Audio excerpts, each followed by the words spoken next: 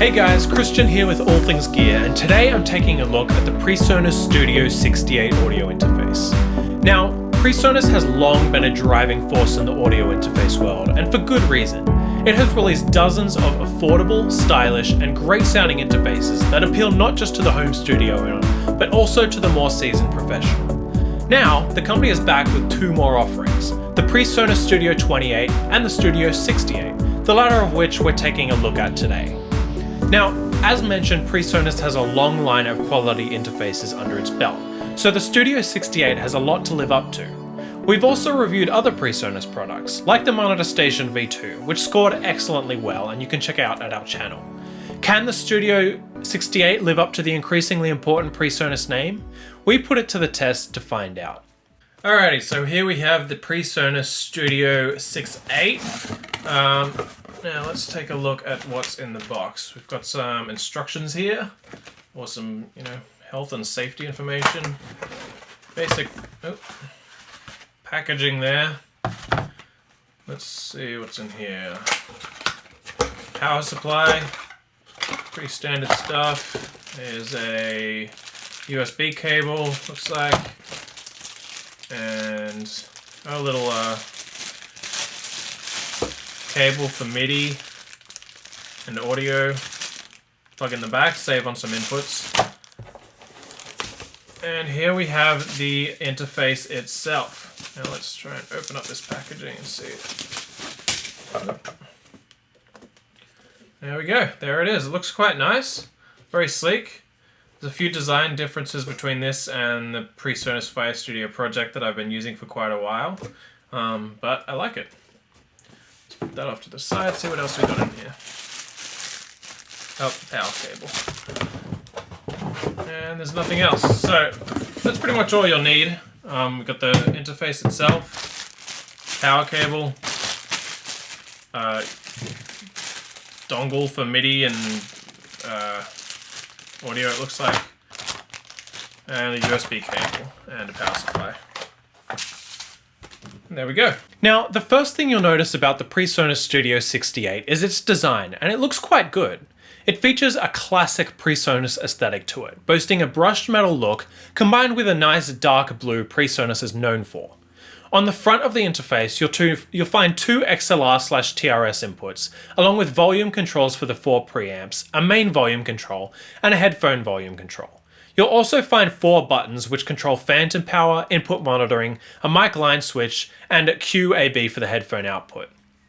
On the back of the interface, you'll find a power input, a MIDI/SPDIF output through an included dongle, a USB port, 2 line out ports, 2 main out ports, and the 3rd and 4th XLR/TRS inputs. You'll also find a headphone output. We would have liked it if the headphone jack was around the front of the interface rather than the back, and while we understand that there were certainly space constraints, it can get a little annoying to have to snake the headphone cable around the back. There are a lot of things we like about the design of the interface. For starters, it's nice that PreSonus has saved a little space on the back while still retaining support for MIDI. The accessibility of the buttons on the front is also nice. It gives quick access to a number of helpful features, and the way it's implemented looks nice too. Last but not least, the input monitoring is well done and looks good from an aesthetic perspective, not to mention its functional use. Now, the PreSonus Studio 68 is quite easy to use, and we experienced no problems in getting it up and running. All we had to do was plug it in, fire it up, and immediately it was recognized by my DAW of choice, Pro Tools. We also tested it out with PreSonus' own Studio One, and again, the interface was immediately usable without any problems. Navigating around the interface itself is also pretty easy. As mentioned, a headphone jack on the front would have been welcome, but we understand that there are space constraints. Unlike the PreSonus Studio 28, the Studio 68 cannot be bus powered, and while that was likely out of PreSonus' control with the use of USB 2.0, it still would have been nice. Speaking of USB 2.0, you might be wondering why PreSonus hasn't adopted the newer USB 3.0, and the answer is likely that it's not necessary. The USB 2.0 standard is more than capable of handling the audio inputs and outputs on the interface. Moving to USB 3.0 may have allowed PreSonus to allow the interface to be bus powered, though USB 3.0 can deliver up to 900 mA, while the interface draws 1000. Another small issue to consider is that you can either enable or disable phantom power on all 4 microphone preamps. You can't choose which preamps you want it enabled on, so you might want to be careful if you plan on using microphones that are unable to handle phantom power. In any case, the PreSonus Studio 68 is very easy to use, and there are only a few minor changes that we would have liked to see.